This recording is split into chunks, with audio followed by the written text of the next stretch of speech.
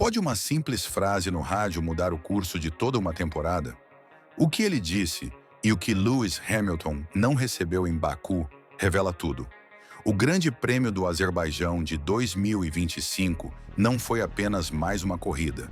Chegou como a 17ª etapa da temporada, estrategicamente colocada num momento em que as equipes já não podem mais esconder suas cartas, mas ainda têm tempo para corrigir o rumo. Para a Ferrari, era um cenário de redenção.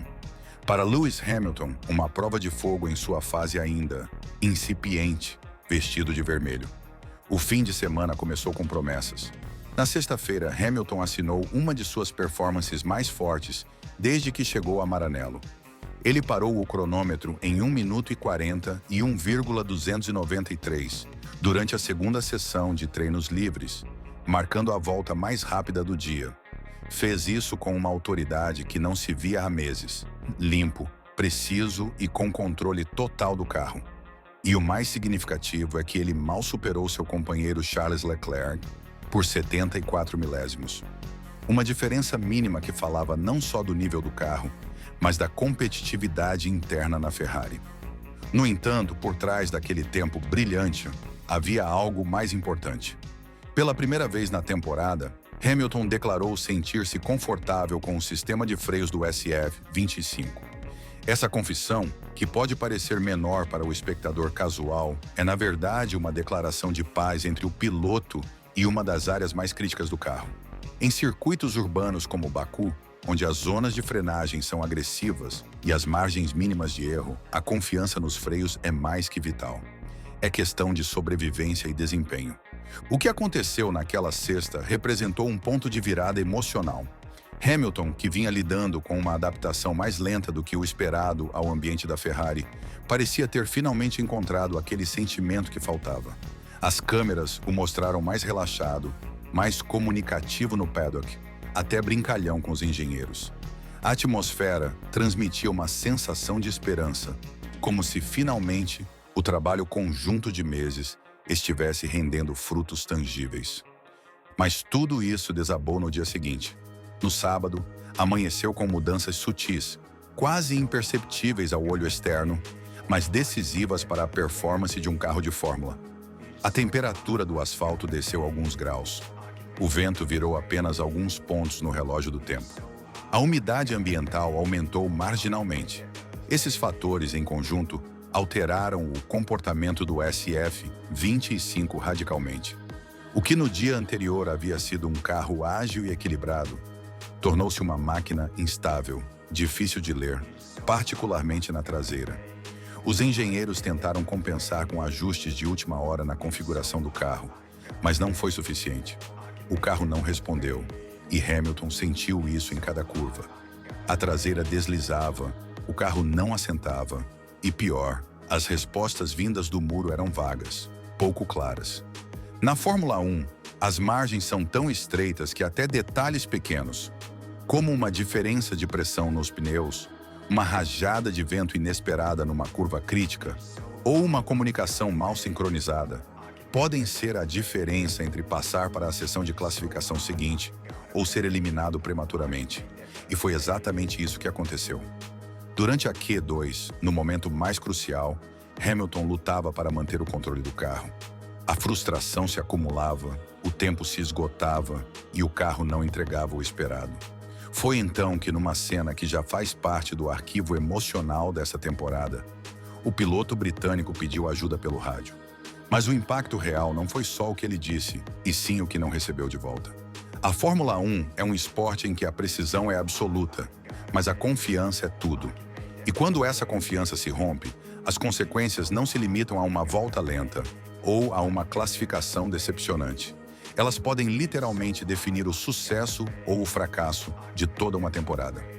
Em plena Q2 do Grande Prêmio do Azerbaijão, Lewis Hamilton, com a frustração acumulada após várias voltas sem melhorar os tempos, fez algo incomum em sua carreira. Ele pediu ajuda. Não foi uma queixa comum, nem um comentário técnico. Foi um pedido urgente, carregado de emoção. A frase exata foi clara, direta, reveladora. Estou tendo dificuldades com a traseira. Alguma dica? Por favor, me dê uma mão. Mas o que se seguiu foi ainda mais chocante. Um silêncio. 6,5 segundos de vácuo comunicacional. Numa categoria em que pilotos e seus engenheiros conseguem trocar 3 ideias em meio segundo, em que cada resposta costuma ser imediata e milimetricamente calculada, aquele período não foi um atraso. Foi uma desconexão emocional e operacional. Hamilton não pediu dados. Não solicitou ajustes de diferencial nem uma correção no balanço de freio. Ele pediu apoio. E não recebeu. Para um piloto do seu calibre, acostumado a ter uma relação simbiótica com seu engenheiro, como teve com Peter Bonington por mais de uma década na Mercedes. Esse tipo de desconexão é mais que um incômodo.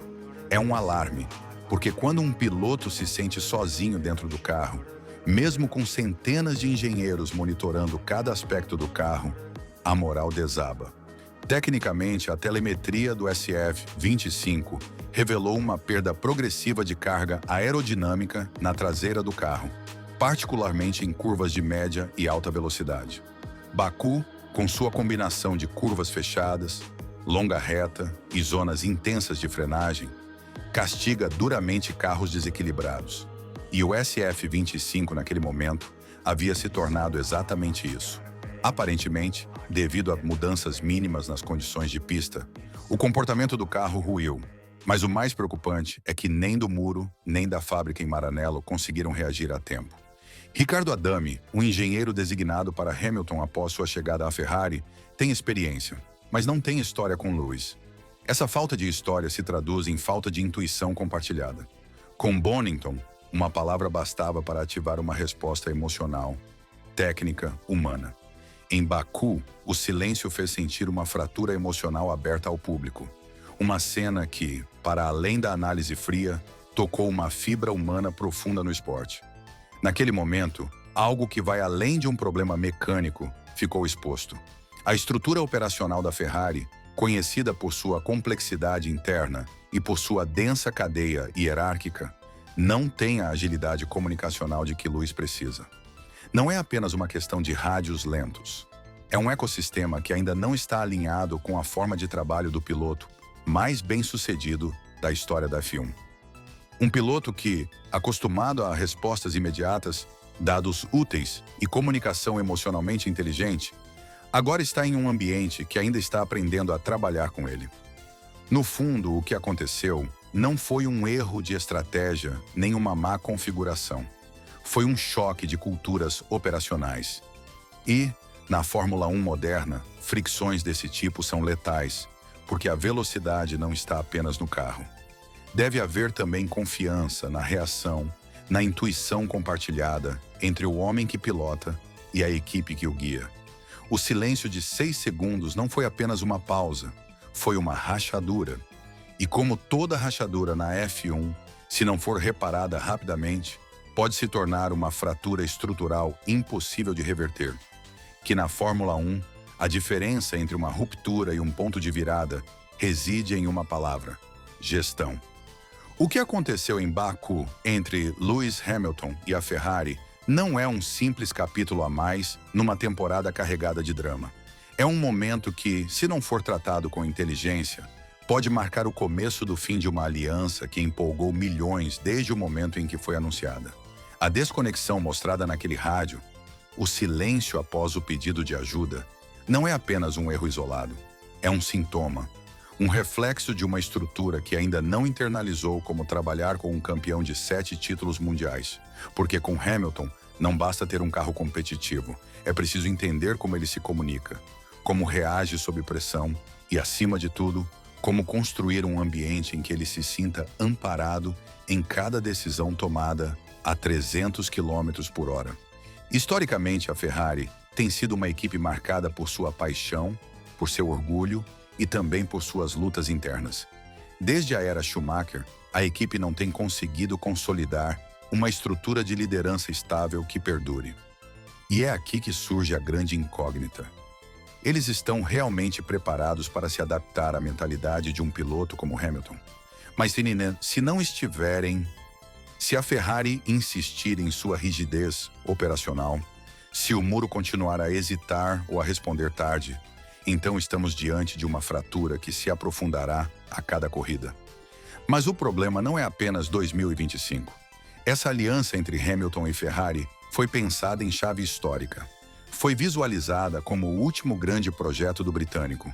Uma oportunidade de fechar sua carreira com um feito mítico. Devolver um título a Maranello após mais de uma década. Mas títulos não se conquistam com sonhos. Conquistam-se com execução, com sinergia, com confiança absoluta entre piloto e equipe. E essa confiança em Baku recebeu um golpe direto. Agora tudo depende de como a Ferrari decide responder. Porque uma coisa é clara, Hamilton enviou uma mensagem. Não com palavras, mas com seu silêncio, com seu tom, com a urgência emocional daquele "por favor, me dê uma mão". E essa mensagem está carregada de significado. Ele está dizendo, eu não consigo sozinho. Vão estar comigo ou não? Se a resposta da equipe for reafirmar essa aliança, fortalecer a comunicação, revisar papéis técnicos e abrir uma dinâmica que realmente ouça o piloto, então ainda há tempo. Mas se a resposta for seguir como se nada tivesse acontecido, minimizar o ocorrido ou escondê-lo sob dados de simulação, então talvez já não estejamos falando da Ferrari do Hamilton, e sim da Ferrari que deixou passar a última grande oportunidade de sua história recente. O rádio de Hamilton em Baku já não é apenas uma anedota de corrida. O mais inquietante é que, em termos puramente esportivos, nada foi perdido. O carro havia demonstrado potencial. A velocidade estava lá, ao menos na sexta. Mas na Fórmula 1, velocidade sem sincronia é como uma orquestra sem maestro. Pode soar forte, mas não harmoniza. E o que se viu no Azerbaijão foi precisamente isso. Uma equipe desafinada no momento mais decisivo. Um piloto que, mesmo com toda a sua bagagem, se sentiu isolado. E uma oportunidade que, embora mínima, poderia ter sido aproveitada com uma resposta em tempo, com um sinal de acompanhamento, com uma liderança que não se calasse. Mas ficou uma marca, e o que acontecer daqui para frente definirá se essa marca se transforma em cicatriz ou em lição. A Ferrari ainda tem a chave, Hamilton ainda tem talento. Mas o tempo, esse recurso que na Fórmula 1 nunca pode ser recuperado, já começou a se esgotar.